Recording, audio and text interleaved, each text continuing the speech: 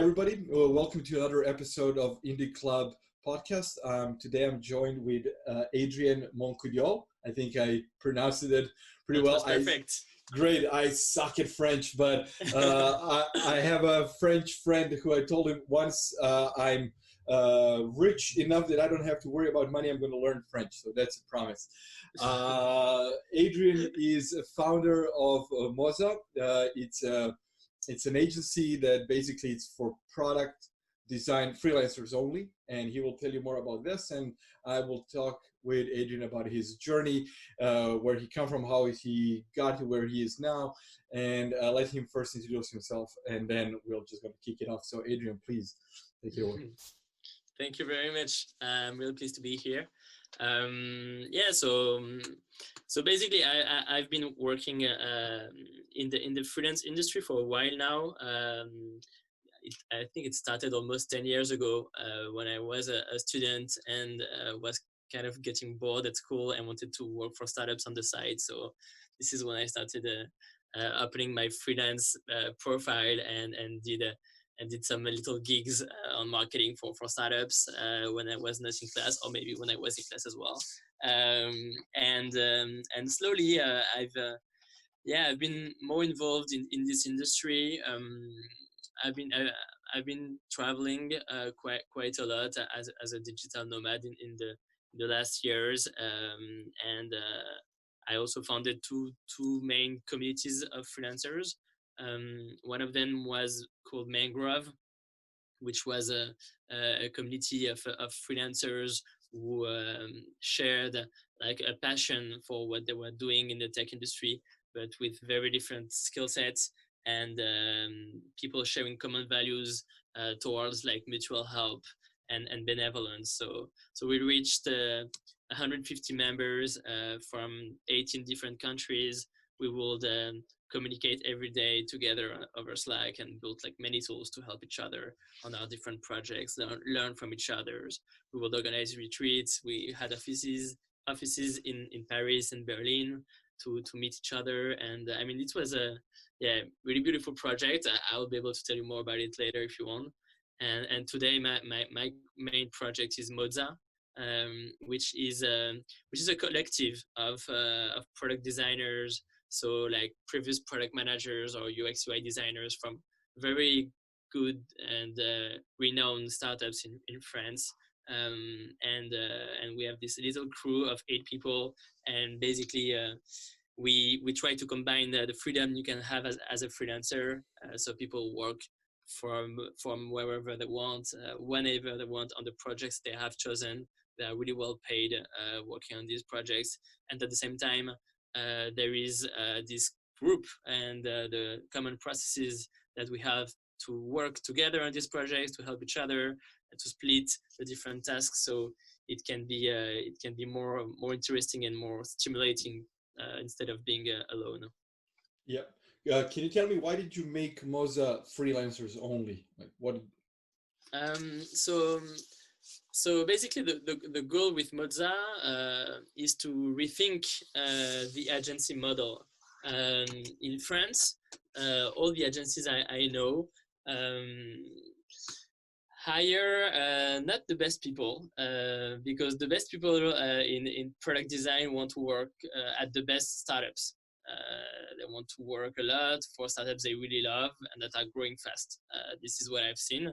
And some of them at some point after 5 years, 10 years, kind of get tired of this space and want to like see a different kind of lifestyle, and maybe want to travel a little bit, or want to work on different projects, or want to have like some time to learn new stuff, or to work on side projects as well, that kind of stuff. So I saw that more and more people are now considering freelancing.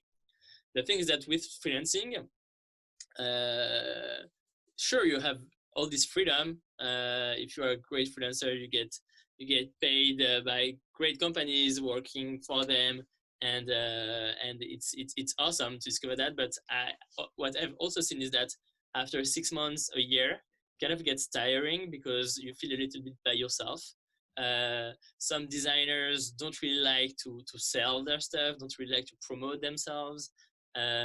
And thanks to my experience with Mangrove, I realized how valuable a strong community could be. And so this is why we're putting together Mozza, because we think that these really highly talented freelancers in product design could join their forces inside a structure that understands the culture, which is not like a copycat of an agency. We're really rethinking the model of the agency in order to attract these talents. And then once as we have like really good people inside our group, it's more easy also to find the clients who are going to be interested in working with such talents that are harder to find, and especially harder to find as a team. Do you think that since we basically proved during Corona that a lot of companies can work remotely and we people work remotely, do you think more companies will now start to offer these freedoms that we as freelancers enjoy being freelancers, and try to attract more talent with those kind of Definitely. I'm sure that there is more and more companies that realize that it's possible to be productive as a remote worker, and some of them also realize they are even more productive as usual when they're in the offices. So I'm absolutely sure about the fact that this Corona crisis is opening the minds of many companies and many entrepreneurs about remote work. I'm not saying that everyone is going to switch full remote, because also on-site collaboration can be really useful sometimes. But I'm sure it's helping a lot, and it's also helping like us freelancers and agencies, because it was one of our main struggle before. Like, how do you convince a client that we can do a great work remotely when they have never worked remotely in their life? Now, like it's not even a question. Like, they know that with the right tools, with the right processes, you can be extremely productive and creative even remotely. Do you think that that will to some degree have effect on how some teams price themselves, because they do not need an office, they don't need to travel? Do you think it will affect pricing in the freelancing world? Remote work definitely affects pricing. You have less cost structures. That's why Mozza is less expensive than a traditional agency, because we don't have an office, we don't have an office manager, we don't have all this stuff that needs to be renewed. I mean, we are super light and super flexible, and of course, this makes us cheaper than traditional agencies. Do you communicate that to your client as a primary thing, like just being cheaper, or are there some other strengths that you convey when Of you? course, yeah. I don't think Mozza is cheap because I don't know the price, so Mozza is more expensive than most design freelancers that you can find, but it's less expensive than most agencies. We're kind of in the middle, um, and but this is not how we convince our clients. Our clients come at us because they know the quality of the team we have. They know the projects we have worked on. We produce a lot of content online, like videos of talks, like presentations. Some of them have hundreds of thousands of views, and this is what makes our brand, and what brings our client, and what makes them want to work with us. Yeah, I've seen on the Mozza website, I think the page is called recipes. Yeah. And it's some really great content there. Like, yeah, absolutely. Thank you. So Mozza is a profitable business, obviously. And when you started, were you using your own funds, or did you at any point consider taking outside funding to grow the company? So I never considered taking outside funding for Mozza because I'm really interested in these companies that manage to grow by themselves with proper revenue and more healthy business models. I'm not saying at the same time that this is something I will never do, but if I do it, if it's because I have found partners that will not only bring money but also like a lot of knowledge and ambition to grow this project. I don't think it's the right time yet to do that, and I'm not sure that it will ever be. So we'll see how things go, and if you want to go there. Yeah. So everybody's a freelancer and everybody works remotely and it's all over the world. But you're based in Europe at the moment. I am personally based in Europe. Right now, I'm in Paris, and I have two other Mozzaiolos next to me right now. But one of us is in Austria, another one is in Portugal, and some of them are traveling constantly. Um, I would say that half of our clients are French due to the fact that most of us are French, and this is our personal network is mostly French. But thanks to the content we produce in English, and thanks to like the word of mouth, another half of our clients is basically everywhere. A lot in the US for sure, but also in Northern Europe or like Canada, Asia a little bit. So yeah. Cool. One of the things that I read on your site says that freelancers from Mozza, are not yes men. And I agree 100%. I rarely agree with what my clients like. I always like to say that there's a difference between what client needs and what he wants, and we need to find a common ground. Yeah. So how did you come to that, and how do you communicate that to your clients? I know that you put it on your front page, but when you actually sit down to a client, how does that work? Where you basically take their idea and then you build it into something. Yeah, sure. No, I think it's something that you realize as you have some experience as a freelancer, that when you really when you really get involved in the project, almost as a co-founder, this is when your client is really happy. I mean, like clients who know the value of such commitment. I mean, most of my clients, I've always been super grateful when I truly got involved and truly got confident enough to say what I really thought about the project. And I think this is also about trust, right? Like if you are a yes man, if you always agree with your clients, of course they will be happy maybe at first, but slowly you kind of lose their confidence. There is no trust anymore because they see you as an agency that only wants to make money. And if we only work with startups and entrepreneurs, it's because we don't want to work with big corporations and that are not like truly committed to making their project work. I mean, I really value this kind of passion that you have as an entrepreneur, and if I want to work with startups, if I want to respect this commitment entrepreneurs have on their projects, I also need to be committed as well. Otherwise, there is no sense to do that. And our clients value that. And if we realize that when we're closing a deal that in front of us we have someone that only wants to hire us to execute without thinking, then we don't work with them, because you're not a remote cursor control for clients. Yeah, I agree. So when was the last time that you actually had to fire a client?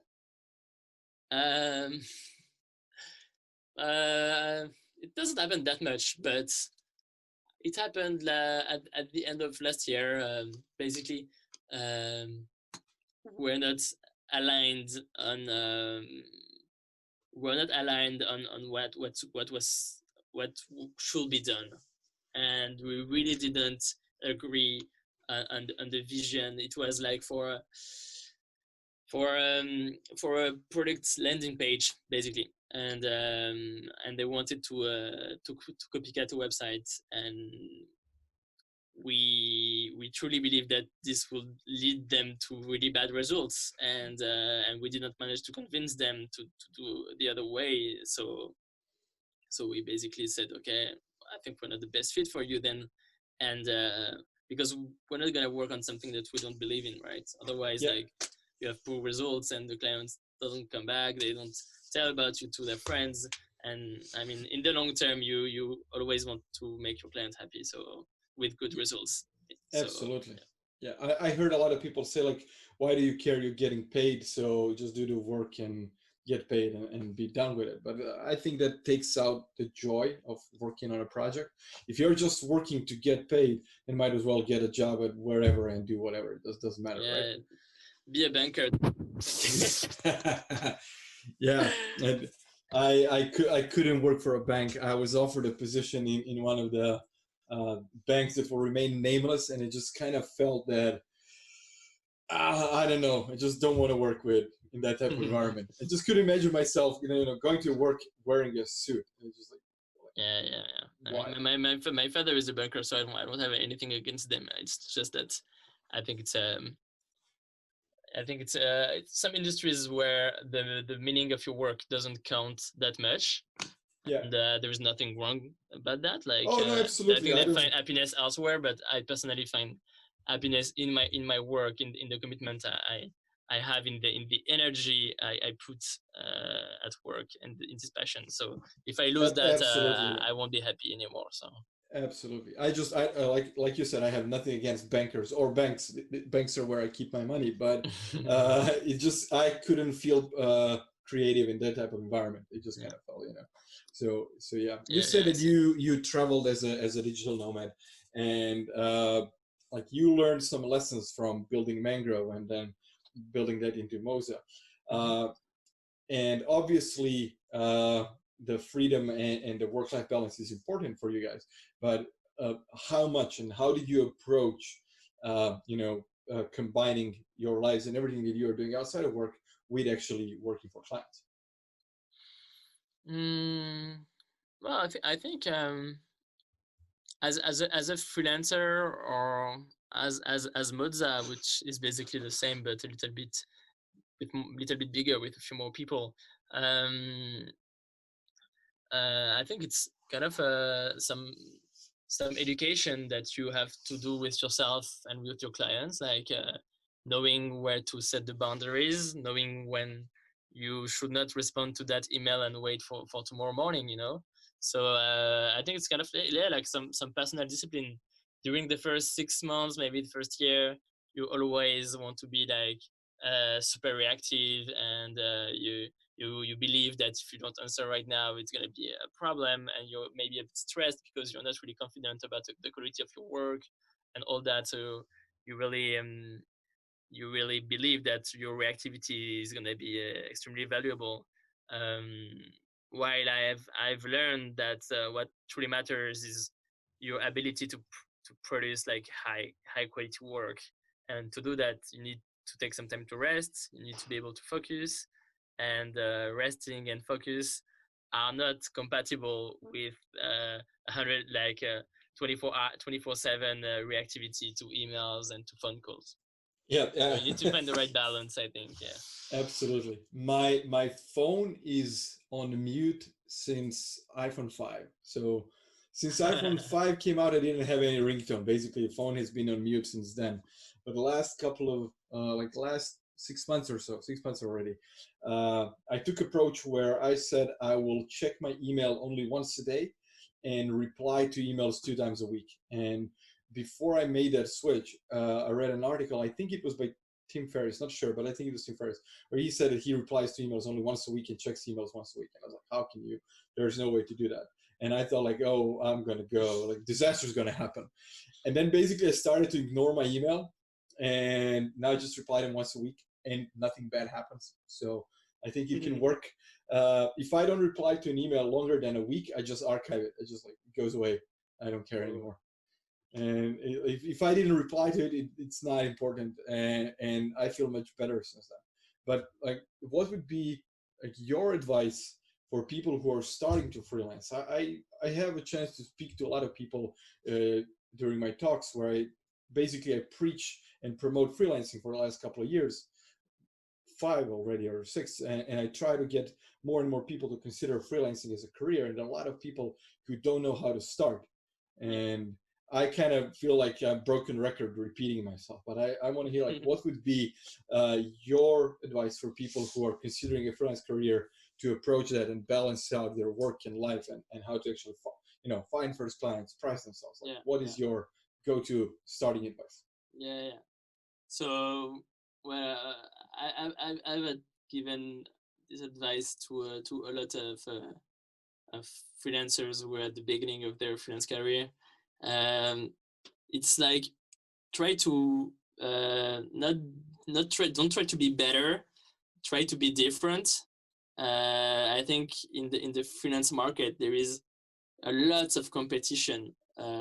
If you type on malt.com or like any other freelance platform like Upwork, you type UX design, there is like thousands, maybe like hundreds of thousands of profiles that have this this name, and basically what I tried to do at the beginning is, okay, like how can I be different than all the other UX designers? Well, personally, I was a growth marketer, but for UX design, it's the same. Like, how can you specialize yourself based on your experience, based on your interests, to be the only UX designer or growth marketer on a given topic?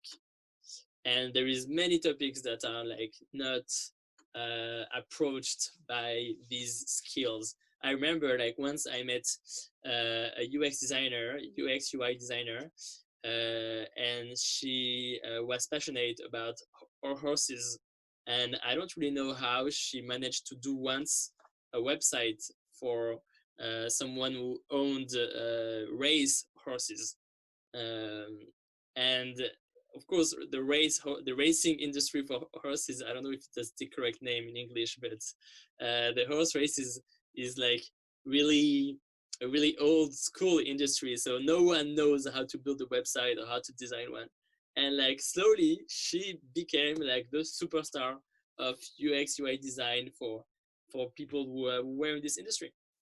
And she had like many clients. She truly loved it because she was in touch with these people who were like close to her passion. And it wasn't even like a strategy that she thought about. For in regard of myself, um, I was really interested in mobile apps like quite early on, like in 2013, 2014. Was still quite at the beginning of mobile, especially in France, I think. And at the same time, there was like this big growth hacking trend, and I decided like to focus my work on mobile growth. So like there was many growth hackers, there was many like mobile product people, mobile marketers, but someone really focusing on this, combining these two new trends, growth and mobile. And I was able to produce content focused on that. Okay, when you have a mobile application, how do you grow your user base? How do you acquire more users? How do you engage them? And I made presentations that got very successful because it was quite rare to find topics, to find content about this topic at the time. And this is how I got involved to conferences and all that. And basically finding a little niche that you really like and produce content focused on that niche will make you the superstar of that niche. And this is, I think, what you should be aiming at. And then from there you can grow. And today I'm not doing growth anymore. I mean, not only I do product, I do design, and slowly we'll start to do like branding, all that kind of stuff. But at the beginning, you need to find your niche that you really are passionate about, and focus on that and produce content and become the superstar in this niche. So combine your passion with whatever you're working on, and so I got a similar advice years ago when I wanted to do my first. I was doing like meetups and small little talks, but I wanted to do a big conference and speak on a big stage in front of a lot of people. And one of my friends who's a designer, he gave me advice. Basically, he had a lot of conference experience and he's a experienced speaker. So I asked him like, I want to be like a good speaker and a good UX designer. And he told me, because I've been doing stand-up comedy for a long time now, he told me there's no UX designer / stand-up comedian.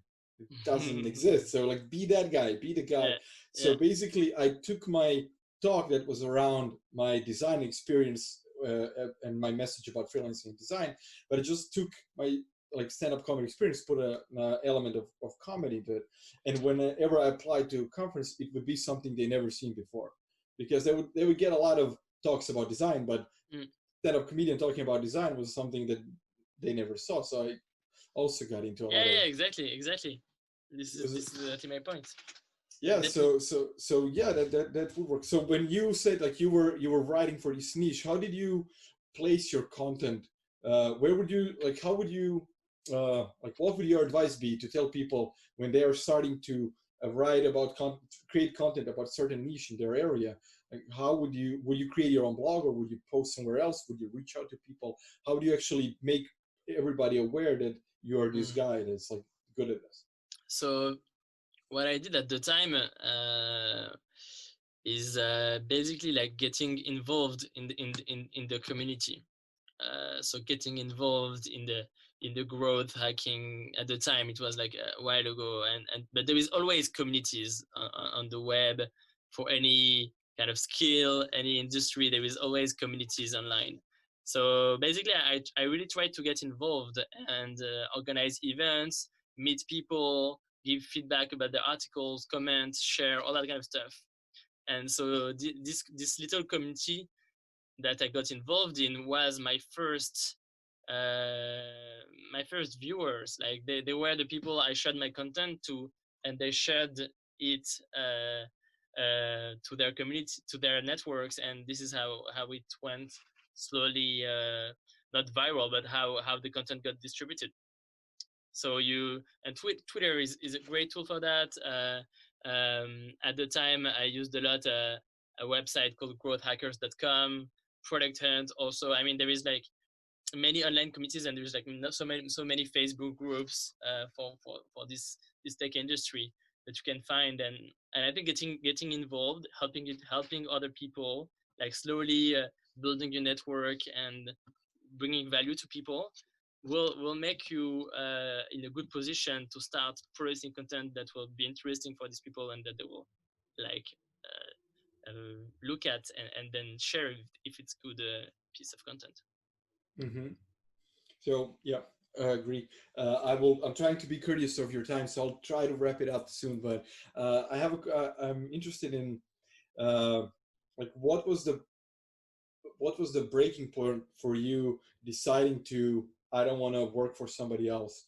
I want to start my own business. So what was like? Do you have a single moment, or was it more of a like a longer period of? I would not say there is like a single moment because when I joined the last company I was an employee at, it was kind of exactly 5 years ago, and it lasted for 9 months only. Then I quit, and honestly, it was kind of like a trauma because my experience over there was so bad. I mean, 10 of us quit actually, and this is how Mangrove started. By the way, like Mangrove was started by a group of people leaving the same company because they were like so shocked by the kind of culture they had seen there, and and none of us actually has been an employee since then. We have been like doing our business, and now today it's kind of really hard for me to imagine being an employee, but I'm not saying it will never happen again. I think it could happen if I meet a founder that I truly admire, who is working on a project that I really love. I think the combination of these two things could make me like jump back into this employee seat. Uh, but I think it should also be at a specific moment in my life where when I need like some stability, when I don't want to travel that much, when I'm happy with like a regular not 9 to 5 job, but like Being in one place. when I have kids and like you kind of you are stuck anyway. So maybe at such point I'll be open to that. Right now it's not the case for sure. Maybe it won't happen ever again, but but Yeah. I'm not closed 100%. Maybe you will have kids, and based on what we learned during this past couple of months, we will have schools online, and you will be still able to travel and Yeah, find a freelancer partner that can also travel and just have kids and be on the plane. yeah. But planes are getting a bit complicated for me on an environmental level. Yeah, you can be that annoying person who has kids that are screaming while you're traveling, and then you can be Maybe. But yeah, okay. Before I wrap it up, like last question, and I'm going to leave you alone.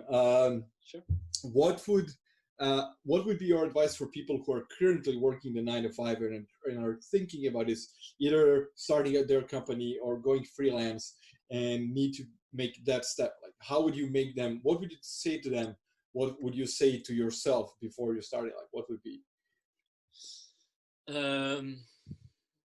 Well, I would say take your time. It's gonna be okay. Like basically. I mean, because I'm always in a hurry. I mean, that this is what I would have said to myself like a few years ago. Always in the urge of starting new projects and in the urge of making them grow super fast. I think what I realized in the last few years is that things take time. Like really, if you want to build a deep and impactful project, if you want to have like a great team around you, if you want to trust people, all this takes time. And I truly try to stay aware of this need for patience. And it's something I kind of like ignored a lot when I was younger, because I was like always in a rush, always like wanted to build 10 different things every week. And now I'm like, well, okay, take a step back. What do you want to build?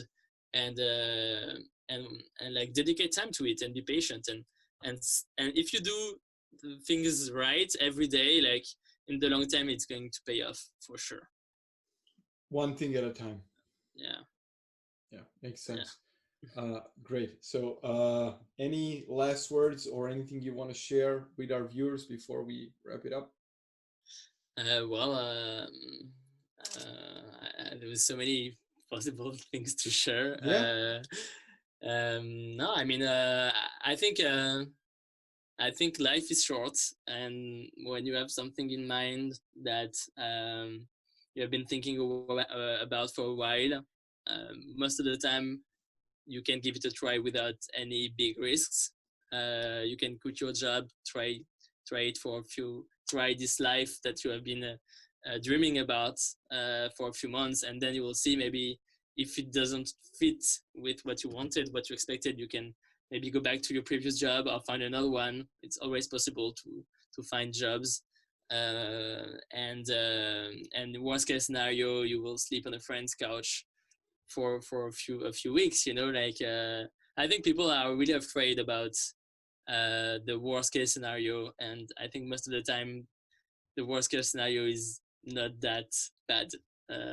So it's worth taking some risk in life, as it's going to pass fast. So yeah.